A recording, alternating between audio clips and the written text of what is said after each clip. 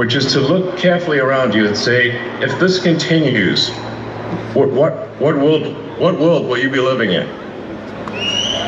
This is a message to the reasonable center, the people who ordinarily wouldn't get involved in politics, who just want to live their lives. They're quiet, they just go about their business. My message is to them, if this continues, that violence is going to come to you. You will have no choice. You're in a fundamental situation here where whether you choose violence or not, violence is coming to you. You either fight back or you die.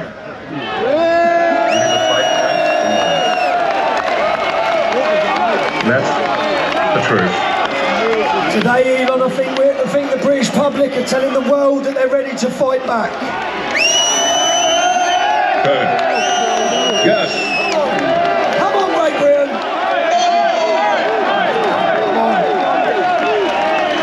We've inspired the nation.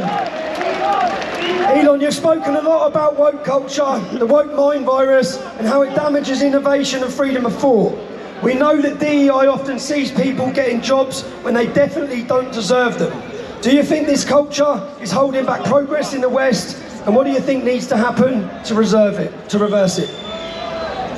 Yeah, I'm appealing to sort of common sense and fairness. I want to emphasize just common sense and fairness, which is that we should make our decisions based on merit, on how, if somebody is talented and hardworking, then that should be the only means of advancement. There should not be discrimination on the basis of sex or religion or any race or anything else.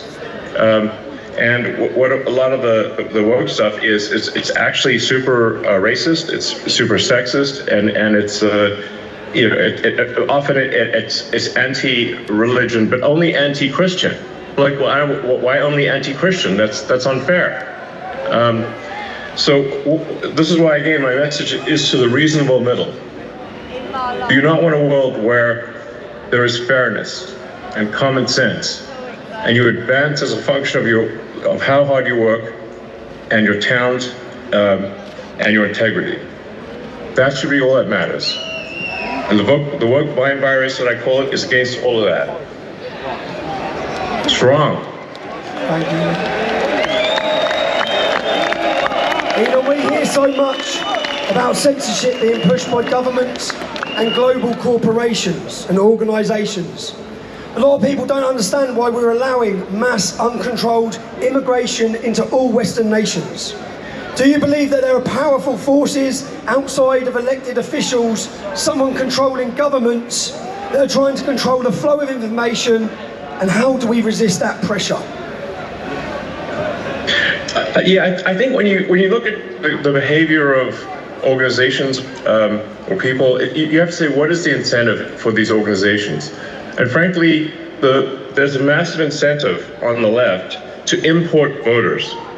So if they can't convince their nation to vote for them, they're going to import people from other nations to vote for them. This is a massive factor. And frankly, it's a strategy that will succeed if it is not stopped. Thus far, it is succeeding. And you see strong movements to allow people who are not from Britain to vote in Britain, to allow people who are not from France or elsewhere to vote in those countries. And thus depriving the citizens of their democratic power. Hey, for your own destruction. It's insane. It's unfair. It is wrong. Elon, a lot of ordinary people that are here today, they feel ignored, they feel censored, or they're labelled just for speaking up about their legitimate fears and concerns in their communities. Do you believe technology, like X or even AI, can finally give power back to those people? Or do you think it will make censorship worse or even automated? I mean, that's a complicated question. It really depends on what government is in charge. The government can obviously use whatever powers are available to suppress the people. And So I really think there's got to be a change of government in Britain, and you can't. We don't have another 4 years or whatever the next election is. It's too long. Something's got to be done. There's got to be a dissolution of Parliament and a new vote held. And really, what matters is rallying the people of Britain, really getting the people of Britain to get the message out there, talk to your friends and family, and build a massive power base among the people. And like I said, you really got to appeal to the sort of average, the normal people that just want to go about their business. That they're sort of in a village somewhere, they're working, they just want to mind their own business. But you've got to point out to them that if we don't take action, they won't be able to mind their own business because other people are going to come and maraud them. There's genuine risk of rape and murder, and the destruction of the country, and dissolution of the entire way of life. And so, yes, in the normal course of business, if you weren't under a massive attack, then people should go about their business and just live their lives. But unfortunately, if the fight comes to you, you don't have a choice. You have to fight. So you have to rally all of the people of Britain to fight for the future. Let me ask and if this doesn't Britain, happen, there won't be a future. are you ready to fight for your future, Britain? Fight for your future. Do it. Go. Will we be gagged any longer, Britain? But you know what I mean, Tommy. You know what I mean. I mean, I talk to my friends in Britain, and they're like, yes, they live in a village here or there, or a town or city here or there, and they're like, well, it doesn't seem like it's really that much of a problem. I'm like, well, if you want to know what's going to happen to your town or village, just visit London, and you'll see that it's filled with crime. It often doesn't feel like Britain at all. And it's only a matter of time before that is what happens to your town or village. It starts in London, but it will spread to every town or village in the country, and no one will have any peace. We're running out of time, people. We're running out of time. Elon, you built rockets, you built cars, you built satellites, you built AI. Things most of us couldn't dream of. It's fair to say you're a visionary. When you look at leaders in Europe and the UK today, do you think they share the same talent for future vision, or do you feel like they'll be left behind and out of touch? Well, I think we've got to have a freer country, a freer. Europe in general has to be freer. It's stifled by bureaucracy.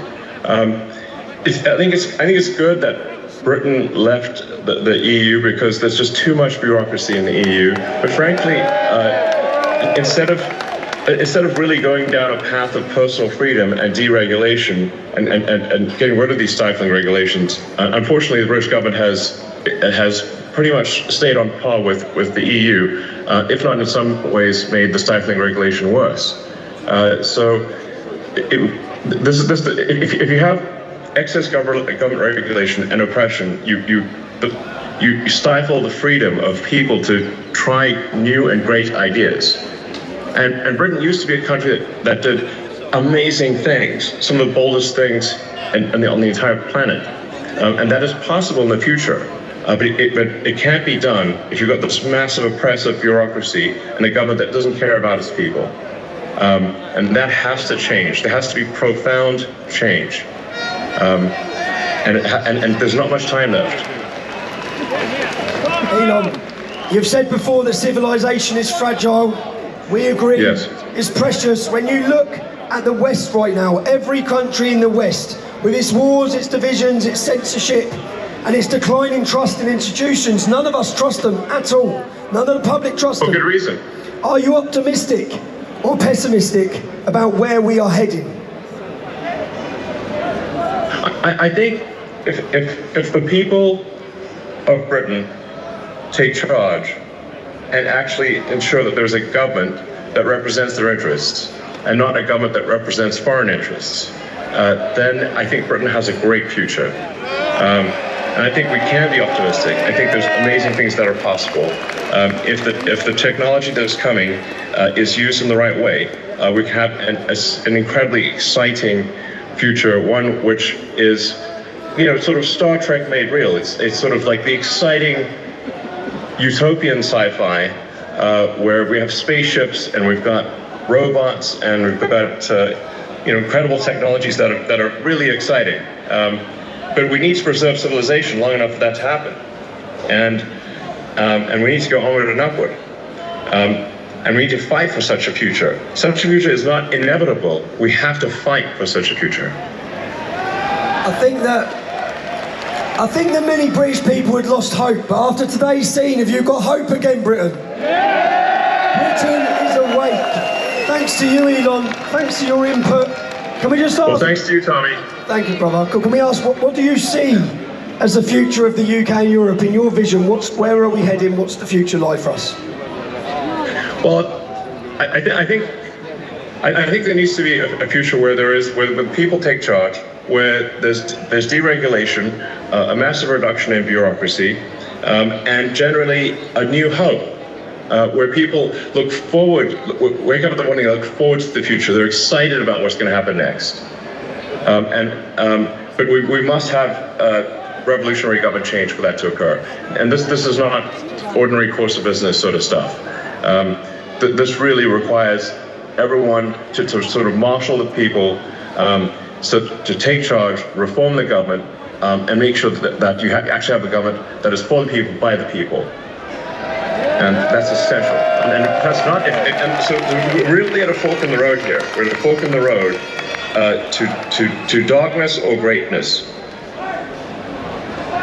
And that will be decided only in a matter of years. And we must take the path to greatness.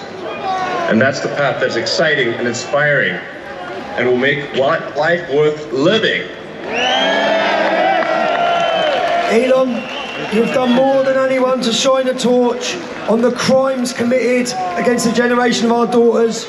On behalf of everyone and on behalf of all of us in Great Britain, you know what, we wouldn't even be in the fight. Not only are we in the fight right now, but we're on the advance. Thanks to free speech being fought for us by Elon Musk.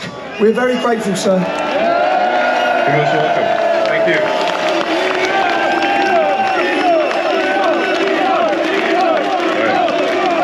Mum?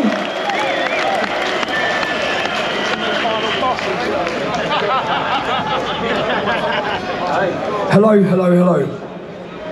Mum, I just interviewed Elon Musk. I love it. 2 seconds, I've got to find out where I was. Right. Ready?